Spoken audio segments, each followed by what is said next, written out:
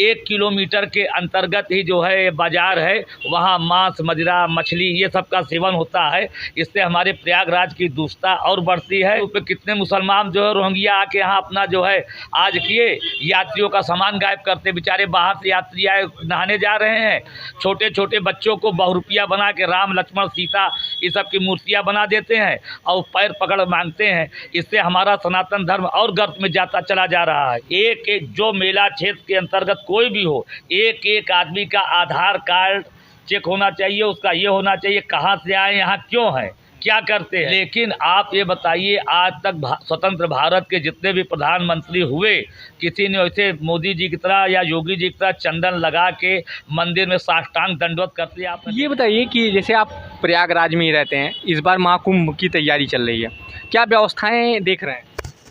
महाकुंभ की तैयारी तो चल रही है, लेकिन सारी व्यवस्थाएं इनकी नगण्य हैं, क्योंकि प्रशासन केवल जगह जगह रोड खोदकर और मटेरियल गिराकर और जाम कर दिया है। चारों तरफ धूल गुबार का अंबार है और काम इतना पिछड़ता जा रहा है कि समय से पूरा होना मुश्किल लग रहा है।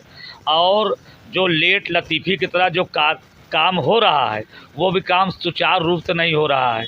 ये लोग गड्ढा करके छोड़ देते हैं, कुछ आवारा जानवर आए या जिसके आश्रम मकान के सामने है गड्ढा खोदे हैं, वो लोग फिर गड्ढा पाट के अपना रास्ता बना दे रहे हैं। इसलिए सरकारी धन का दुरुपयोग बहुत हो रहा है, इसका सही सदुपयोग नहीं हो पा रहा है।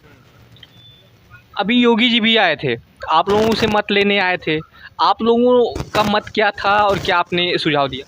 भाई योगी जी भी एक महात्मा हैं और बहुत अच्छे ढंग से शासन चला रहे हैं, लेकिन बेचारे वो अकेले क्या करेंगे, क्योंकि यहाँ पूरा अधिकारियों का आला जो है ये पुराने समय से ही है, तो सब अपने अपने पार्टी अपने अपने मत के अनुसार हैं।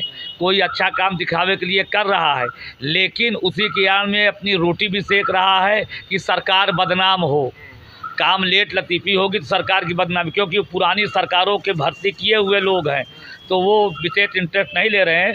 जबकि ये कुंभ एक धार्मिक अनुष्ठान है और इसमें सभी को एक दूसरे का भेदभाव छोड़कर और अच्छे ढंग से कार्य करना चाहिए कि हम एक धर्म का कार्य करने जा रहे हैं, हमारे लिए सब बराबर हैं और अच्छे ढंग से कार्य हो। अब जितना काम पिछड़ा है, जितना पिछड़ता जाएगा, आने वाले समय में उसको लीपा पोती करके ये लोग रख देंगे। यहाँ पर देखने को मिल रहा है कि पशु हों या कुत्ते हों, सब मतलब घूम टाल रहे हैं, क्या इस पर आपका कोई मत है? हमने कई बार जो है अधिकारियों को एप्लीकेशन भी दिया, मीडिया के माध्यम से भी हमने कहा, लेकिन सब वही ढाक के दो पात। एक दो दिन थोड़ा ये लोग अपना एक्शन चलाएंगे, उसके बाद फिर वही ले जाके कुछ दूर पे छोड़ देते हैं, फिर वो इधर आ जाते हैं। कितने लोगों को बंदर और कुत्तों ने बांध पर काटा। अगर कोई अधिकारी आवे इसकी गणना करावे तो मैं चल के एक एक आदमी जो यहाँ के निवासी हैं दिखा सकता हूँ। मेरा तो जिला प्रशासन, मेला प्रशासन और प्रदेश सरकार से यही है कि पूरे इलाहाबाद को न ठीक करा सकें, लेकिन मेला एरिया जहाँ से जहाँ तक लगता है 5 किलोमीटर परिधि के अंतर्गत ये व्यवस्था करा। आप बताइए, ये सनातन धर्म का मेला है, जो धर्म हम लोग नहीं हमारे बाप दादा लोगों ने माना है, उस धर्म के हम लोग अनुयायी हैं। और इसमें 1 किलोमीटर के अंतर्गत ही जो है बाज़ार है, वहाँ मांस, मदिरा, मछली ये सब का सेवन होता है। इससे हमारे प्रयागराज की दूषता और बढ़ती है और बड़ी बदनामी होती है।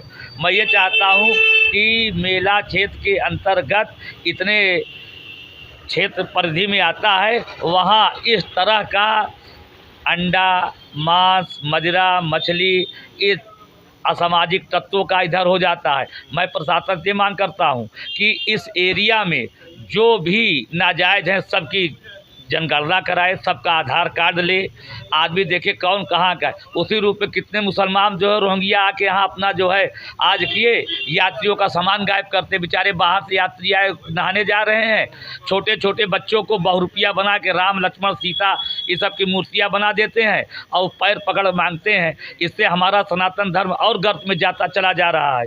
हमको मांगने नहीं, गरीब है मांगे, लेकिन जो रूप बना के महात्मा नहीं है। हम कहें महात्माओं का भी, हम लोगों का भी आओ भैया, आधार कार्ड जो है सत्य है, आप सबका चेक करिए, इस एरिया में कोई असामाजिक तत्व न रह पाए, अले रहते हैं अपने कुरिया में, और रात में सुबह शाम जो जो भच्चा भच बना कर सेवन करते हैं, इससे वातावरण प्रदूषित होता। बाहर से आने वाला यात्री ये नहीं जानता कि वास्तव में महात्मा है कि भेष बनाए, महात्मा के भेष में है, लोगों का सामान गायब कर देंगे। तो ये भेषधारियों का और असामाजिक तत्वों का इस पर रोक लगाए मेला प्रशासन, क्योंकि जो बाहर से श्रद्धालु आते हैं अगर उनके साथ कोई घटना होती है, इससे पूरे प्रयागराज की बदनामी होती है। मैं जिला प्रशासन, मेला प्रशासन से ये मांग करना चाहता हूँ कि यहाँ इस तरह के अराजक तत्वों का रोक किया जाए। डेली 10-20 लोगों की जेब कट रही है, 10-20 लोगों का पर्स गायब हो रहा है, और जबकि सब संज्ञान में है। पुलिस चौकी में भी कहा जाता है तो ले लिए, 1-2 झापड़ मार के उसको भगा दिए, कोई उचित कार्रवाई नहीं होती। मैं प्रशासन से मांग करता हूँ, एक एक जो मेला क्षेत्र के अंतर्गत कोई भी हो, एक एक आदमी का आधार कार्ड चेक होना चाहिए, उसका ये होना चाहिए कहाँ से आए, यहाँ क्यों हैं, क्या करते हैं, उनकी जहाँ के हैं वहाँ के थाने से संपर्क करके इनकी पृष्ठभूमि पहले की क्या थी, इसलिए तभी इस पर रोक लग पाएगा। योगी जी आए थे और सुनने में आ रहा है कि सुझाव दिया गया कि यहाँ जब मतलब जो भी आए हैं उनका आधार कार्ड या मतलब एक समुदाय को बैन किया जाए, मतलब वो समुदाय इस मेले में ना शामिल हो पाए। तो आप इस पर क्या? वो समुदाय जिस पर बैन चलने की बात है वो कम से कम 30% भेष बदल कर, नाम बदल कर मेला क्षेत्र में रह रहे हैं, और ज़्यादातर गड़बड़ियाँ, ज़्यादातर अराजकता का माहौल उन्हीं लोगों के द्वारा होता है। मैं मेला प्रशासन से पहले ये मांग करता हूं कि इस मेला क्षेत्र में जितने भी इस तरह के हैं सबका आधार कार्ड चेक हो, उनकी पृष्ठभूमि पूर्व से कहाँ से आए हैं, यहाँ किस उद्देश्य से आए हैं, उनका ये, और जिस थाना क्षेत्र के रहने वाले हों उसी आधार नंबर से उनके उस थाना क्षेत्र से उनके गाँव का पता लगवा के भैया इनका रहन सहन कैसा था, उनका सब पूरा चेक करके तब इधर आने दिया जाए, क्योंकि यही सब यहाँ पूरी गड़बड़ी यही सब फैलाते हैं।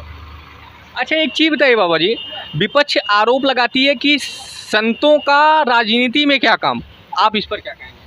देखिए, पूर्व के जन्म में जो राजा महाराजा हुआ करते थे वो लोग धर्मगुरु अपना बनाते थे और उनके राय सलाह से शासन अच्छा चलता था, और अब ये मनमाना करते हैं और मनमाने ढंग से लोग चाहते हैं कि महात्मा, क्योंकि धर्मनीति, राजनीति जब धर्मनीति से जुड़ के चलेगी तो राजनीति अच्छी रहेगी, जब राजनीति स्वतंत्र हो जाएगी, उस पर अंकुश किसी का नहीं रहेगा, तो वहीं से गड़बड़ी पैदा होती है। इसलिए राजनीति को धर्मनीति से जोड़ कर चलना चाहिए, तो कोई बुराई नहीं है। समय समय पे संत महात्माओं की राय लेना चाहिए। यहाँ कैसे आजकल लोग, जैसे पहले 16 संस्कार होते थे, व्यक्ति संस्कार भूलता जा रहा है, पहरावा भूलता जा रहा है, और यही कारण है कि आज लोग जो परेशान है, मात्र इसी कारण से परेशान है। योगी जी आए थे, वो निरीक्षण भी किए और लगभग हर कार्य चल ही रहा है। आप इसको देखकर क्या लग रहा है कि ये कंप्लीट हो पाएगा या नहीं हो पाएगा? योगी जी का सिचुएशन बहुत अच्छा चल रहा है, वो जैसा दिशा निर्देश दे रहे हैं बहुत अच्छा चल रहा है, लेकिन यहाँ के अधिकारीगण, कर्मचारीगण जब उनकी राय को मान के उनके बताए अनुसार चलेंगे तब काम बढ़िया होगा। अगर मनमाने से करेंगे तो कुछ काम नहीं हो पाएगा। गंगा सफाई, क्या गंगा साफ है? गंगा एकदम साफ है, गंगा निर्मल है, इस पर कोई दो राय नहीं है, लेकिन हरिद्वार से गंगा जी जब हमारे धरातल पे बड़े परिश्रम के स्वरूप आई तो वहाँ से जल शुद्ध है, लेकिन बीच में जहाँ महानगरों में गंगा जी आती हैं, जहाँ से चमड़ों का पानी और कुछ नालों का पानी ये लोग छोड़ देते हैं, उससे गंगा जी थोड़ी प्रदूषित हो जाती है। वरना जब हिमालय से गंगा जी चलती हैं, इसमें तरह तरह की जड़ी बूटियाँ मिक्स जल आता है जो कि अमृत है, और वो पता नहीं कितने बीमारियों को नष्ट कर देने वाला है। लेकिन जहाँ थोड़ा प्रदूषित लोग कर देते हैं शहरों में, वहीं से थोड़ा गंगा जी कुछ आधारहीन हो जाती हैं। लेकिन गंगा जी हम लोग की आराध्य हैं, कोई कुछ भी करे लेकिन गंगा जी का आचमन लोग करेंगे, उनकी पूजा करेंगे, इस पर कोई संशय नहीं है। गंगा जी हम लोगों के हृदय में है, आराध्य हैं। और गंगा जी के बताइए, हर मेले में लोग निमंत्रण भेजता है, लेकिन चाहे प्रयाग का माघ मेला हो, चाहे अर्ध कुंभ मेला हो, चाहे महाकुंभ मेला हो, किसी को निमंत्रण नहीं भेजा जाता। और गंगा जी की आस्था ऐसी है कि लोग स्वतः चले आते हैं। अब इसमें कम से कम 30-40 करोड़ लोगों का प्रशासन का अनुमान है, हम लोगों का भी है कि 20-25 से ज़्यादा ही जनता आएगी, करोड़ से। और सबकी आस्था गंगा जी से है, और गंगा जी सब स्वच्छ हैं, सब कर सकती है, इस पर कोई दो राय नहीं। बड़ी से बड़ी बीमारियां गंगा जल सेवन से और गंगा जल पान से ठीक भई हैं। बाबा जी एक चीज़ बताइए, अयोध्या में राम मंदिर बना और बीजेपी हार गई। अब विपक्ष आरोप लगा रहे हैं कि राम खुश नहीं है बीजेपी से। नहीं, जो ये लगा रहा है गलत है। शुरू से ही लोगों की आस्था भगवान श्री राम से रही है, और भगवान राम विराजमान हो गए हैं। भगवान के समय में भी कुछ अराजक तत्व, राक्षस प्रकृति के लोग रहा करते थे, जो उनकी बुराई करते थे। परमात्मा सब जानते हैं कैसा क्या है। थोड़ा इनको भी दिया गया, तुम लोग भी अपने मन का कर लो, कोई उसमें वो नहीं है।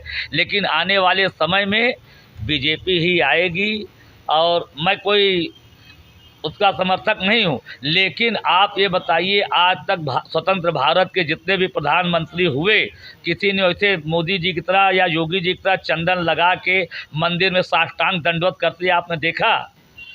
इसलिए जो धर्म को राजनीति को धर्मनीति से जोड़ चलेगा, वो हमेशा सफल रहेगा। आज मोदी जी का डंका मात्र इसी धर्मनीति को जो जोड़ कर चलते हैं, इसीलिए पूरे विश्व में फहरा रहा है और फहराएगा। ये बहुत अच्छे दोनों व्यक्ति बहुत अच्छा काम कर रहे हैं, पूरी जनता संतुष्ट है, भगवान की भी कृपा इन लोगों के ऊपर है, इसलिए कार्य अच्छा चलेगा। ये मंगल कामना है कि देश खुशहाल हो, भारत अखंड हो, और हमारे यहाँ हिंदू राष्ट्र की कल्पना है, और ये भी मांग है कि ये हिंदू राष्ट्र घोषित हो। गौ पर कानून बने, गौ रक्षा पर कानून बनना चाहिए, क्योंकि गाय हमारी माता है। गावो विश्वस्य मातरः, गाय की रक्षा होनी चाहिए। जब गाय की रक्षा होगी तब इंसान की रक्षा होगी और देश हमारा खुशहाल रहेगा। मैं स्वामी विश्वेश्वरानंद सरस्वती, तीर्थराज प्रयाग।